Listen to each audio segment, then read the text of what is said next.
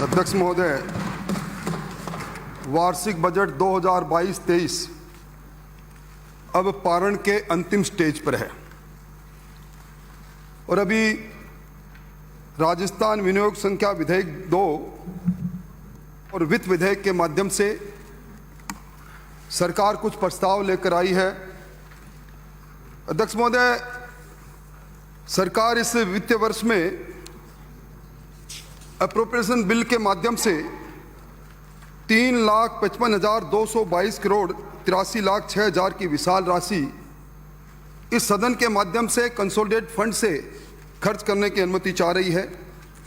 वहीं वित्त विधेयक के माध्यम से राजस्थान स्टाम्प एक्ट 1998 के सेक्शन 35 से के शेड्यूल और आर्टिकल 17 और 35B के अंदर एक संशोधन लेकर आई है। जीएसटी एक्ट की धारा 174 में एक संशोधन लेकर आई है। वेट एक्ट के सेक्शन 52, 33 और 34 में एक संशोधन लेकर आई है और मोटर व्हीकल एक्ट की धारा 4(2) में एक संशोधन लेकर आई है। अध्यक्ष महोदय, निश्चित तौर पर ये दोनों बिल जो सदन में प्रस्तुत हुए हैं, क्योंकि सरकार के पास आज भी बेमन का जोड़ तोड़ का बहुमत है, पारित हो जाएंगे। पर अध्यक्ष महोदय, इसके बाद कुछ क्षणों में सदन के नेता वित्त मंत्री के रूप में अवतरित होंगे और एक हमारे द्वारा उठाए गए बुनियादी सवालों का जवाब नहीं देकर अपना कॉपी पेस्ट भाषण यहाँ करेंगे। लोकतंत्र खतरे में है, संवैधानिक संस्थाओं का बेजा इस्तेमाल हो रहा है। केंद्र सरकार ने हमारे केंद्रीय करों के नहीं मैं पा रहा हूँ केंद्रीय करों में हमारे हिस्से को रोका है। अध्यक्ष महोदय, अगर देखा जाए इस पूरे बजट की बुनियाद के अंदर या तो केंद्र की ग्रांट है, या केंद्रीय करों में हमारा हिस्सा है, या रिजर्व बैंक के माध्यम से लिया गया इनके ऋण और उधार है। अध्यक्ष महोदय, निश्चित तौर पर चूंकि आज बजट पारण की स्टेज पर है, मैं सदन के नेता को इस बात के लिए तो जरूर बधाई दूंगा कि एक रिकॉर्ड उन्होंने जरूर कायम कर लिया कि इस सदन के अंदर सबसे कम बैठने का उन्होंने रिकॉर्ड तैयार कर लिया। और मैं समझता हूं कि दूसरा, अभी मुझे याद आ रहा है गुलाब कोठारी जी ने त्याग की प्रकाष्ठा एक लेख लिखा। उस लेख के प्रत्युत्तर में सदन के नेता का बयान भी मैंने देखा। मैं समझता हूं एक पॉलिटिकल थॉट, नया पॉलिटिकल थॉट, उसके लिए तो सदन के नेता परंपरागत हो गए, पर निश्चित तौर पर सदन की अवमानना जरूर हुई, क्योंकि सदन का नेता उपस्थित नहीं रहेगा तो ऑफिसर गैलरी का वही हाल रहेगा जो मेरे सामने मैं देख रहा हूं। अध्यक्ष महोदय, मैं अप्रोप्रिएशन बिल के माध्यम से 3,55,022 करोड़ 83,06,000 का जो आज सदन से अनुमति सरकार ले रही है, मैं इसी विनियोग विधेयक, मंत्री महोदय शायद मेरी बात कोई लिखे या नहीं लिखे, पर मैं कह जरूर दूं, मैं इसी जो आपने हमें जो राजस्थान विनियोग संख्या 2 विधेयक दिया है, उसके आपके बजट के प्रश्न संख्या 1 की ओर सरकार का ध्यान दिलाना चाहता हूं। उसमें लिखा है कि आपकी जो कुल बजट है उसमें कंसोलिडेटेड फंड के कंपोनेंट का लिखा है सभापति महोदय, और आपको आश्चर्य होगा जिस कंसोलिडेटेड फंड के लिए आज सदन अनुमति देगा उसमें इस आपकी पुस्तिका यह कह रही है कि उसमें आपका आंतरिक ऋण 71,387 करोड़ लिखा है, और उसी में इसी में लिखा है कंसोलिडेटेड फंड से 28,838 रुपए सिर्फ ब्याज की अदायगी पर जाएंगे। सभापति महोदय, इन दोनों को जब मैं जोड़कर देखता हूं तो कंसोलिडेटेड फंड जिस 3,55,022 करोड़ की अनुमति आज ले रहे हैं, उसमें 1,01,618 करोड़ रुपए सरकार या तो ऋण ले रही है या ब्याज के रुपए पैसा दे रही है।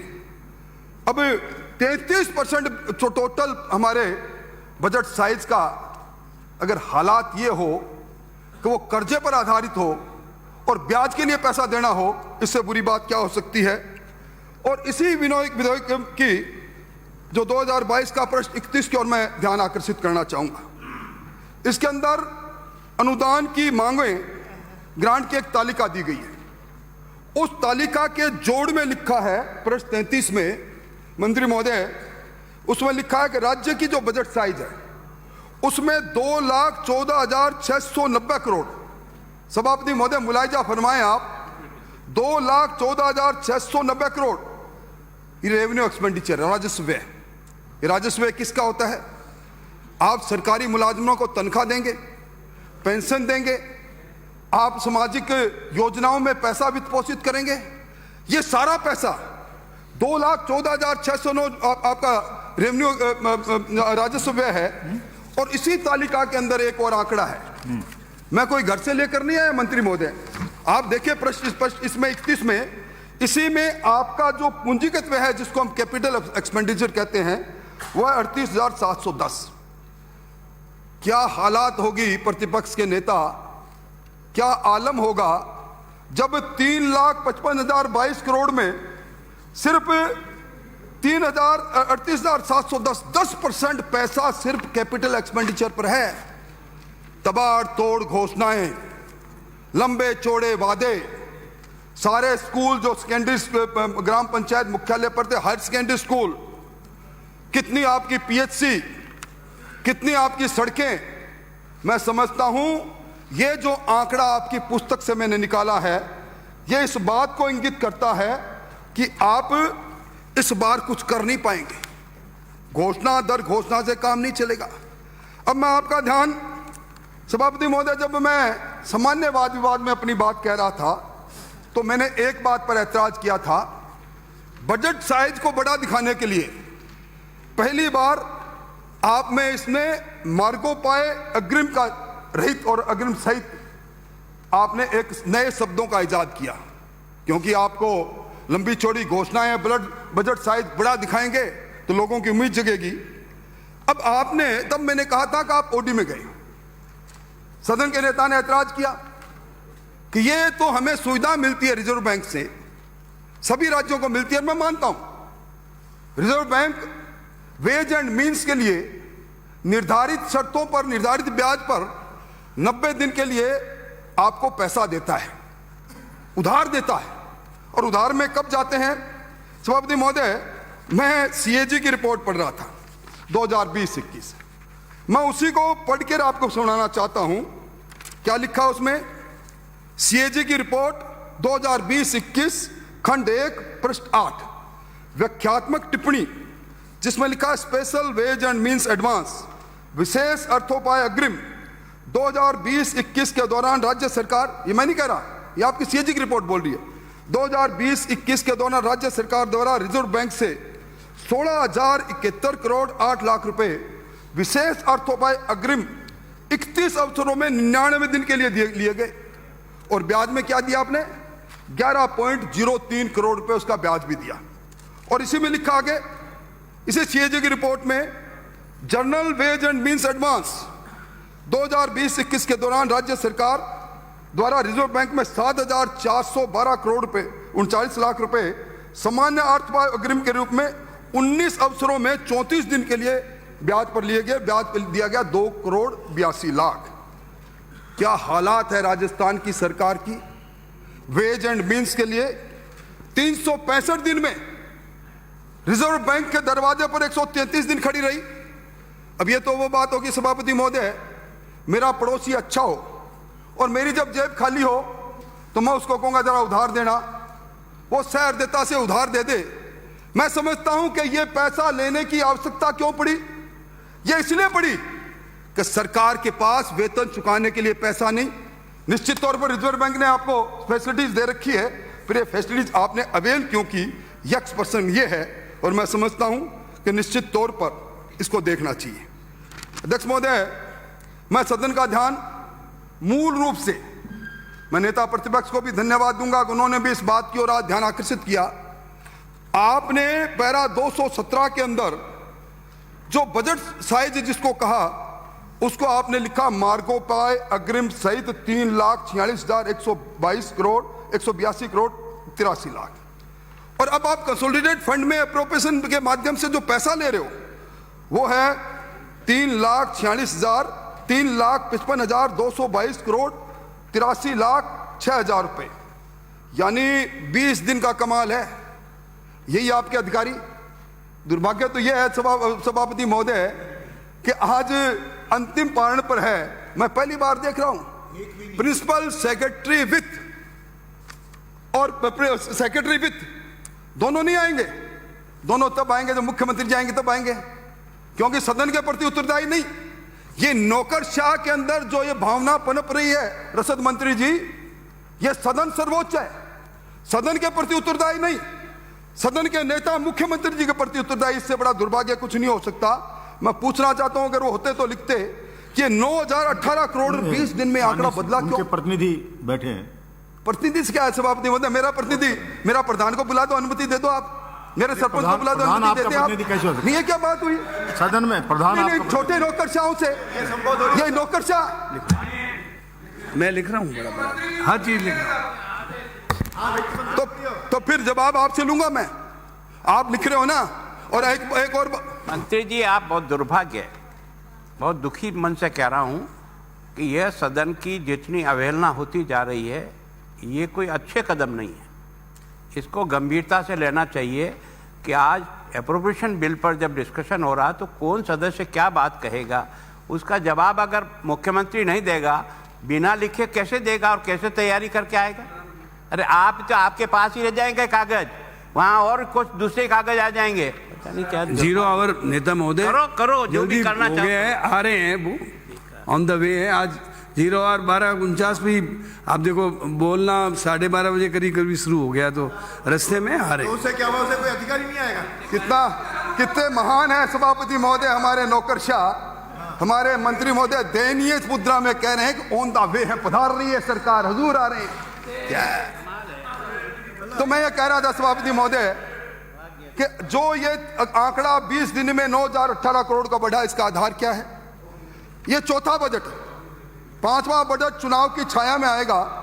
सभापति महोदय, जब मैं इन बजटों के बजट एस्टिमेट को देखता हूं, रिवाइज एस्टिमेट को देखता हूं और जो एक्चुअल को देखता हूं, तीनों के भारी अंतर से मैं कह सकता हूं राजस्थान की इस हुकूमत में बजट की सेंटिटी पवित्रता को नष्ट कर दिया। सभापति महोदय, अभी सीएजी की रिपोर्ट आपने हमें दी है। ये सीएजी की रिपोर्ट के अंदर जो आंकड़े हैं ये 19-20 के हैं। मैं सीएजी की रिपोर्ट पर इसलिए चर्चा नहीं करना चाहूंगा कि 3 साल पुराने आंकड़े मेरे सामने हैं, पर एक बात जरूर कहूंगा, ये सीएजी की रिपोर्ट जो ये बयां करते हैं कि सीएजी के पैरा के बारे में आप कितने चिंतनशील हैं। इसमें लिखा सभापति महोदय पेज 3 पर, मार्च 2020 तक जारी निरीक्षण प्रतिवेदनों के विश्लेषण में पाया गया, मैं नहीं कह रहा, सीएजी कह रही, इन विभागों के लिए 3,644 निरीक्षण प्रतिवेदन से संबंधित नेता प्रतिपक्ष महोदय 24,383 करोड़ 73 लाख रुपए के 17,119 अनुच्छेदों में सितंबर 2020 तक पैसा बकाया है। सीएजी में, सीएजी की रिपोर्ट को भी आप किसी को परवाह नहीं करते, और इसी में लिखा है कि आपने पैसा वसूल कितना किया पूरे वित्तीय वर्ष में। आपने जो आपका बकाया सीएजी की रिपोर्ट 24,000 कह रही है, आपने उसमें इसी में अनुच्छेद 1.7 में लिखा है आपने 36 करोड़ रुपए की वसूली की है। वाह, मतलब आज कोई सी चीज की सेंटिटी इस सदन में रहेगी नहीं रहेगी। राजाखेड़ा से आने वाले मान्य सदस्य अपने आप को बड़ा विद्वान है, विद्वान होना भी चाहिए। सीएजी की रिपोर्ट आपने उद्धृत की, क्या हालात है इस सीएजी की रिपोर्ट पर। और सभापति महोदय, मैं अब एक और बात की ओर सदन का ध्यान आकर्षित करना चाहूंगा। सभापति महोदय, किसी भी राज्य के लिए उसकी प्रगति और खुशहाली का प्रतीक उसकी जीएसडीपी है। निश्चित तौर पर जीएसडीपी बढ़ती है, ये माना जाता है कि राज्य की इकोनॉमी बढ़ रही है, राज्य तरक्की की ओर बढ़ रहा है। और मैं निवेदन करना चाहूंगा, और मैं मंत्री महोदय आप लिखोगे नहीं, इकोनॉमिक सर्वे 2020-21 प्रश्न 1 आपने एक तालिका दी है, और तालिका के अंदर आपने जीएसटीपी के स्थिर मूल्य पर 2011-12 में हमारी जीएसटीपी 2019-20 में थी 6,79,564। 2020-21 में ये घट के रह गई कोरोना के कारण से 6,60,118। और उसके बाद जब पूरे साल कोरोना रहा तो भी 21-22 में छलांग लगा दी हमने, क्योंकि कागज हमरा रहा, एस्टिमेट हमारे, एक्चुअल्स आएंगे नहीं हमारे पास। कुछ भी लिखो, घर का ही राज है, कुछ भी लिख के सदन में प्रस्तुत कर दो। 7,33,017। सभापति महोदय, निश्चित तौर पर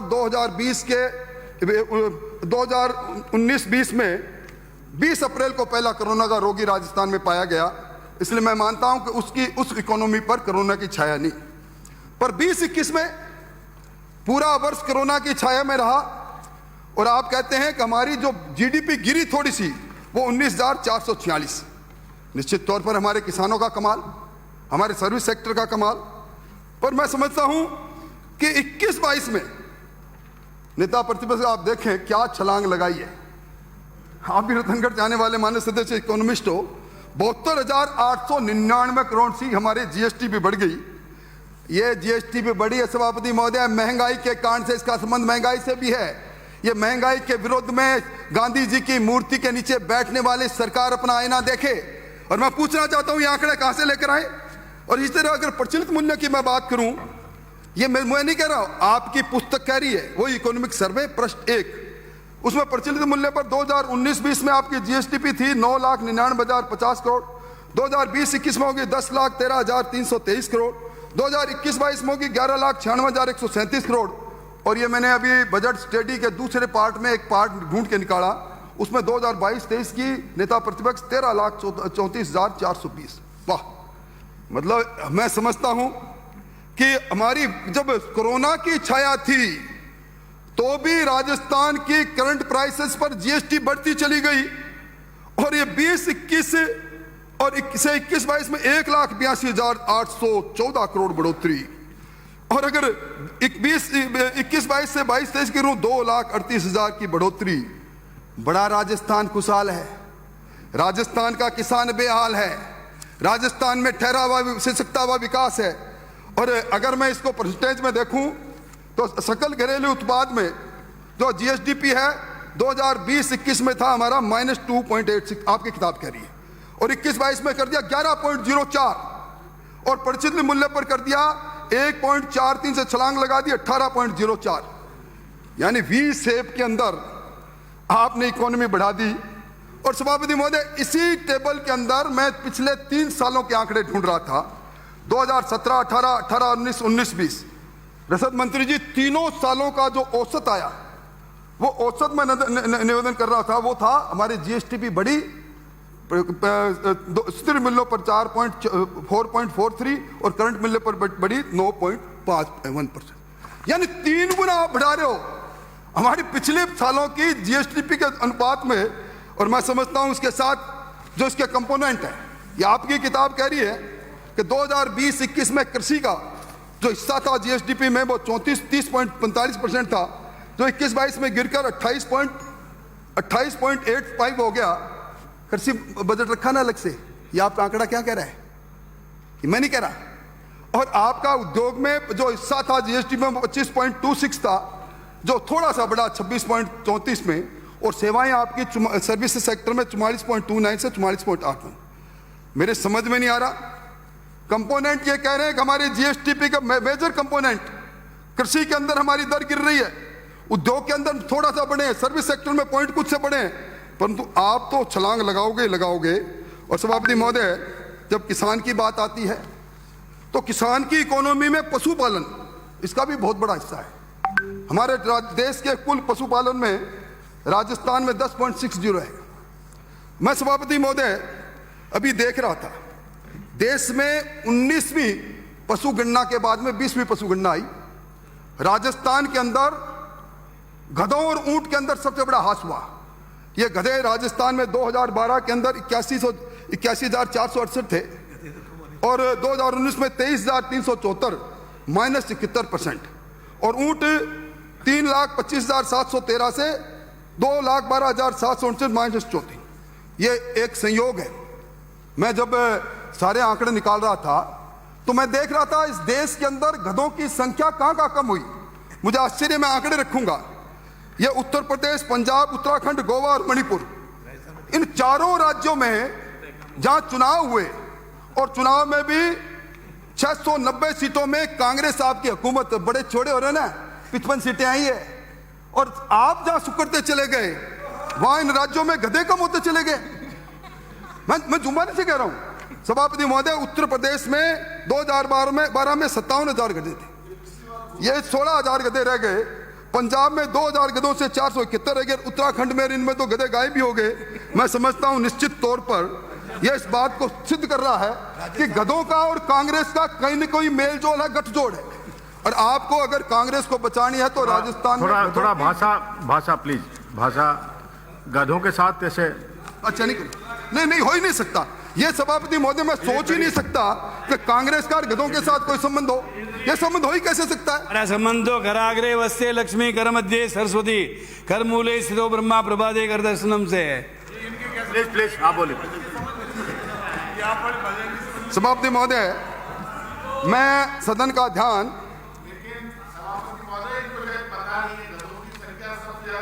में, और प्रधानमंत्री जी तो गधों की तारीफ करते हैं, आप गधों से नफरत क्यों करते हो? मैं नफरत नहीं, मुझे चिंता है जिन राज्यों में गधों के सिर से सींग गायब होते देखे, मैं गधों को गायब होते देख रहा हूं मंत्री महोदय। यहां गधे कम हो रहे हैं। अब क्या होगा 2 साल बाद चुनाव में, मुझे उसकी चिंता है। अब बोलिए, आप अपने विषय बोलिए। सभापति महोदय, मैं सदन का ध्यान बजट एट ग्लांस 2022-23 पेज 4 में एक ग्राफ दिया है, ये आपकी किताब है। उस ग्राफ में आपने ग्राफिक आंकड़ों के माध्यम से बताया पैसा आता कहां है, कहां से है और पैसा जाता कहां है।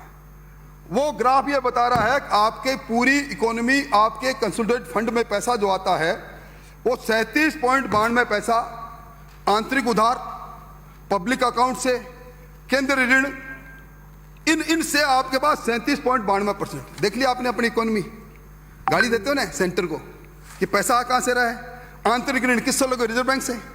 ये कहां से रहा है, पब्लिक अकाउंट से। ये जो कर्मचारियों ने आपने जो अभी स्वांग रचा ना ओल्ड पेंशन का, इसके पीछे महज कारण यही था, पब्लिक अकाउंट्स के अंदर जो कर्मचारियों का कंट्रीब्यूशन का पैसा आएगा उस पैसे का आप इस्तेमाल करोगे। और उसके बाद आप अगला देखो, 14.21% आता है केंद्रीय करों के रूप में, आपका ग्राफ कह रहा है, और 13.09% आता है केंद्रीय सहायता के रूप में। महाराज क्यों गालियां देते हो केंद्र को? अरे आपकी पूरी इकोनॉमी तो इसी पर डिपेंड है। ये प्लीज इनको बोलने दे बीच में। सभापति महोदय, अब ये पैसा जाता कहां है? इन्हीं का ग्राफ क्या कह रहा है, 21% राशि तो आंतरिक व केंद्रीय ऋणों के पुनर्भुगतान में चलेगी, छुट्टी। 8.33% राशि ब्याज की अदायगी में चलेगी, चलो छुट्टी। और 60.55% राशि आपका राजस्व में चलेगी, रेवेन्यू एक्सपेंडिचर में। और पूंजीगत व्यय में कितना है? आपका कागज कह रहा है 10.06। यानी मैं गणना कर रहा था सभापति महोदय, इस बार बजट के अंदर जो तबाड़तोड़ घोषणाएं हुई, 1,16,000 करोड़ की घोषणाएं। रसद मंत्री जी, जब जाओगे सदन से बाहर, राजस्थान का आवाम पूछेगा कब वो पल्ले नहीं दाने रम्मा चली बुनाने, ये क्या हो रहा है? मैं समझता हूं इस पर ध्यान देना चाहिए। सभापति महोदय, अब जिस बार मैंने पहले कहा, सबसे बड़ा इंडिकेटर सरकार के पास कितना पैसा आता है, कितना पैसा खर्च होता है, आपका रेवेन्यू सरप्लस और रेवेन्यू माइनस, इस पर डिपेंड करता है। आपका जो राजस्व घाटा है, मैं समझता हूं अप्रोप्रिएशन बिल के माध्यम से इस बिल का नाम मिस अप्रोप्रिएशन बिल रख दिया जाता तो ज्यादा बेहतर रहता। क्योंकि सभापति महोदय, इन्हीं की पुस्तक क्या कहती है कि जो रेवेन्यू डेफिसिट है वो सुरसा के मुंह की तरह बढ़ रहा है। 2019-20 में बी में 27,014 करोड़ का रेवेन्यू डेफिसिट लेके आए, आरई के अंदर आए तो महोदय 28,041 हो गया। एक्चुअल जब आप देख रहे हैं तो 36,371। क्या अर्थ रहा बी का जब एक्चुअल्स में आए? 2020-21 में 12,368 का बी लेकर आए और आरई के अंदर सीधा 41,721 और एक्चुअल में 44,001। क्या है सभापति जी खेल? और 2022-23 में आप 23,448 लेकर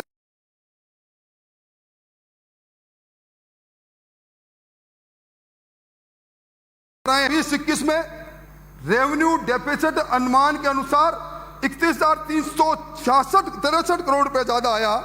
और इसी तरह आपका ये जो फिजिकल डेफिसिट है, net borrowing plus budget deficit, मतलब ये एक ऐसा आंकड़ा है सभापति महोदय जो राज्य की सारी आर्थिक स्थिति को बता देता है।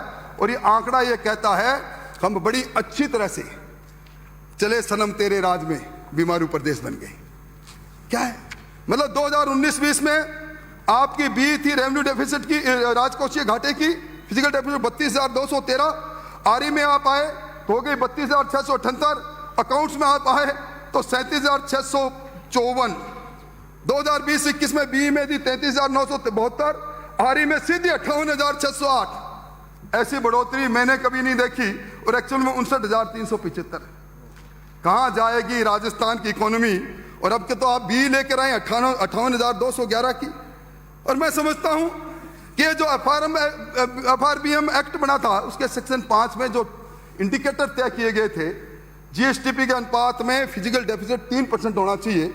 निश्चित तौर पर भारत सरकार ने अनुमति दी, मुख्यमंत्री जी भाषण फिर टेक देंगे, पर हो क्या रहा है 2020-21 में 6.12 और 22-23 में 4.38। मैं समझता हूं सभापति महोदय, इसी CAG की रिपोर्ट में जो टारगेट दिए गए थे FRBM एक्ट के, उनकी बात कही गई है। अगर मैं उनकी बात कहूं तो मैं समझता हूं लक्ष्य था 2021-22 11-12 से राजस्व घाटे को कम कर इसे बनाए रखने का, और राजस्थान सरकार की उपलब्धि है 2020-21 में 44,001 करोड़ का राजस्व घाटा था जो GSTP का 4.59% था। 2021-22 की अवधि के दौरान राजकोषीय घाटे को 3% अधिक नहीं होना बताया, ये टारगेट थे। और इनका क्या हुआ? राजस्व घाटा था 59,375 जो GSTP का 6.20 था। और GSTP का बकाया ऋण के बारे में आज जो टारगेट था उससे आगे बढ़कर हम 42.85% पर पहुंच गए। मैं समझता हूं कि किस प्रकार का शासन है, किस प्रकार की व्यवस्थाएं हैं। सभापति महोदय, अब मैं जब इनकी बात करता हूं प्रति व्यक्ति आय की, इन्हीं की किताब से देखता हूं तो खुशहाल राजस्थान, प्रगतिशील राजस्थान, हर व्यक्ति की प्रगति छुपी हुई है प्रति व्यक्ति आय से। आपने इसको भी निरंतर बढ़ाया और निरंतर बढ़ाकर आपने कहा कि 2021-22 में करंट मूल्य पर हमारी जो प्रति व्यक्ति आय 1,35,218, जो पिछले बार थी 1,15,993, मतलब प्रगति करते जा रहे हैं। और उस प्रदेश के अंदर, जिस प्रदेश के अंदर आपके centre for monitoring Indian economy के आंकड़े कह रहे हैं 32.3%, दिसंबर 2021 के आंकड़े कह रहे हैं राजस्थान में सर्वाधिक बेरोजगारी है। यही नहीं सभापति महोदय, राजस्थान के अंदर 66 लाख ग्रेजुएट हैं, उसमें 20,67,000 ग्रेजुएट आज भी बेरोजगार है।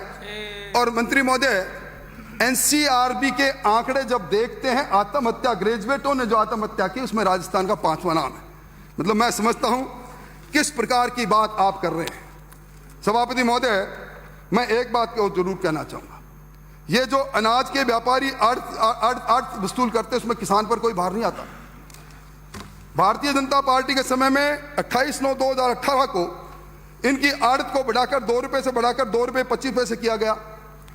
अब आपने 1/3/2021 से 31/3/2022 तक विशेष कारण रहे, कोरोना था, आपने 2 रुपए 25 पैसे की आड़त को 1 रुपया 75 पैसे किया। अब तो वो कालखंड चला गया, अब आप उसको पूरा क्यों नहीं करते? और आपने जो मंडी में 0.5% जो एग्री सेस लगाया है, ये कोरोना के कारण लगाया। अब कोरोना की छाया निकल गई, इसके बारे में भी आपको सोचना चाहिए। और सभापति महोदय, जब ये मेहरबान हो जाए तो कुछ भी कर दे। अभी सरकार का ये तो रेवेन्यू डेफिसिट है। अभी गंगानगर के अंदर जो मेडिकल कॉलेज बनाने की घोषणा करने वाले BD अग्रवाल जी थे, वो स्वर्ग सिधार गए। उन्होंने एक बैंक गारंटी दी थी, बैंक गारंटी थी 21 करोड़ 50 लाख की। ये कहकर दी थी कि अगर मैं स्टुपुलेटेड टाइम के अंदर ये इस मेडिकल कॉलेज को नहीं बनाऊं तो मेरी बैंक गारंटी जब्त कर लेना। खुद वो मेडिकल वहां गए कोर्ट के अंदर 2015 में, और कोर्ट ने जो कहा मैं पढ़कर सुनाता हूं। The petitioner is directed to resume timely construction building as per the original schedule terms in the MOU up to 30/6/2018। उसके बाद भी जब कह दिया अब तो केंद्र सरकार से बन रही है, मतलब जो पैसा जब्त होना चाहिए था, क्योंकि मिनी मुख्यमंत्री जी हर MLA मिनी मुख्यमंत्री है ना, एक मिनी मुख्यमंत्री जी का फरमान आया ये पैसा वापस कर दो, और इसमें कट मनी कहां से कहां गई मौका लगने पर मैं बताऊंगा। इसलिए निवेदन करना चाहूंगा हालात क्या है। अब सभापति महोदय, आप देख रहे हैं मेरा समय अभी है, पर मैं फाइनेंस बिल पर कुछ बात कहना चाहूंगा।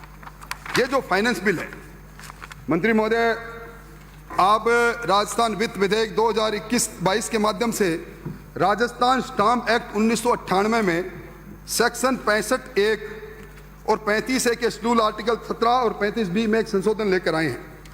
अब 65(1) की उपधारा में विद्यमान परंतुक तथा पूर्व में संशोधित परंतुक सेकंड के मध्य नया परंतुक जोड़ रहे हो आप। और परंतुक क्या जोड़ रहे हैं? पहले प्रावधान यह था सभापति महोदय, आईजी स्टाम्प या उसके अधीनस्थ कोई भी कर्मचारी अगर किसी आदेश से वो पीड़ित होता है या कोई व्यवहारी पीड़ित होता है तो चीफ कंट्रोलिंग रेवेन्यू ऑफिसर, जो एक तरह से अध्यक्ष टैक्स बोर्ड होता है, उसके पास अपील करने का अधिकार पहले 90 दिन था, फिर आपने एक संशोधन करके उसको 180 दिन किया। अब आप उसको असीमित कर रहे हो। मतलब किसको कर रहे हो? अकेले उस व्यापारी को नहीं, साथ में वो अधिकारी को भी आप अधिकार दे रहे हो कि वो असीमित समय में कभी भी अपने द्वारा किए गए उस असेसमेंट को रीओपन कर सकता है।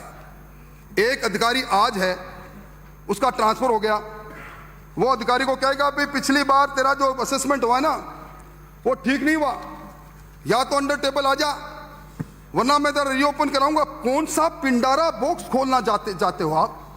क्यों इंस्पेक्टर राज को बढ़ावा देते हो? और जब आपकी ये सारी अपीलें टैक्स बोर्ड में जाएगी, जरा असेसमेंट तो कर लो टैक्स बोर्ड की आज हालत क्या है। और इसी में एक और अमेंडमेंट लेकर आए हैं आप आर्टिकल 17 में, जो इसके सेक्शन 35 में है, सेक्शन 3 के में है।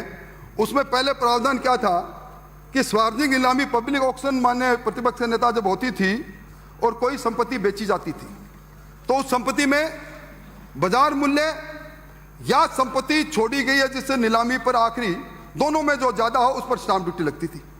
अब आप संशोधन क्या लेकर आए हो? नहीं, अब अगर पब्लिक प्रॉपर्टी कोई भी बेची जाएगी, कोई भी संपत्ति पब्लिक ऑक्शन में होगी, तो जो बाजार मूल्य आएगा उस बाजार मूल्य पर जो आपका अधिकारी प्रमाण पत्र दे देगा, नीलामी करता अधिकारी, उस पर आप स्टाम्प ड्यूटी लगे। मतलब क्यों जी? क्यों आप स्टाम्प ड्यूटी के अंदर लीकेज कम करना चाहते हो? और इसका मैं निवेदन करूं, इस छोटी मोटी जगह नहीं, हम सबको मालूम है, आज सोजत से आने वाले माननीय सदस्य ने भी कहा, ये अध्यक्ष महोदय जो नेशनलाइज बैंक, शेड्यूल बैंक, ग्रामीण बैंक में जिन किसानों ने लोन लिया, नवंबर 2018 तक लोन लिया, 30 नवंबर तक, और जिनको वन टाइम सेटलमेंट करने की बात बहुत की, और कल्ला साहब आप तो उस कमेटी पर ऐसे विराजे उतर ही नहीं रहे हो, और वन टाइम सेटलमेंट करेंगे, उनको मैं जिम्मेवारी से कह रहा हूं सदन के अंदर ये बात लिखी जाए। रोड़ा एक्ट 1974 के सेक्शन 13 और 14 के अंदर, रतनगढ़ से आने वाले मान्य सदस्य आपके भी वहां है, एक नहीं 1,35,000 खाते एनपीए हुए हैं। 1,35,000 खाते जो एनपीए हुए हैं, इनकी जमीन जब नीलामी की ओर जाएगी तो उसके अंदर रैकेट बनेंगे, 1 2 3 होगा, किसान की जमीन जाएगी, वो जमीन भी सभापति महोदय आने पौने में जाएगी, उसके अंदर भी बाजार मूल्य नहीं, नीलामी करता जो छुड़ाएगा उससे करेगा। मैं समझता हूं इससे बड़ा बुरा क्या हो सकता है। और दूसरा जो एक आप इसी स्टाम्प एक्ट में संशोधन लेकर आए हैं 35(b) के अंदर, उसमें सभापति महोदय जो लिमिटेड लायबिलिटी पार्टनरशिप है, जिसको एलएलपी कंपनी कहते हैं, उसमें इमूवेबल प्रॉपर्टी पर पहले स्टाम्प ड्यूटी 0.5% थी। ये सभापति महोदय आज के नौजवान मंत्री महोदय सब सबमिट करती है, जिलों में जाती है।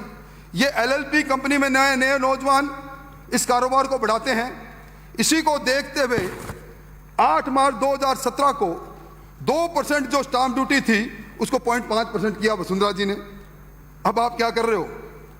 आप वापस उसको बढ़ाकर 2% कर रहे हो। मतलब आप राजस्थान के उद्योगीकरण की बात करते हो, इससे बुरी बात कोई हो नहीं सकती। और सभापति महोदय इसी तरह ये जो जीएसटी एक्ट है, उस जीएसटी एक्ट में आप एक संशोधन लेकर आए हैं।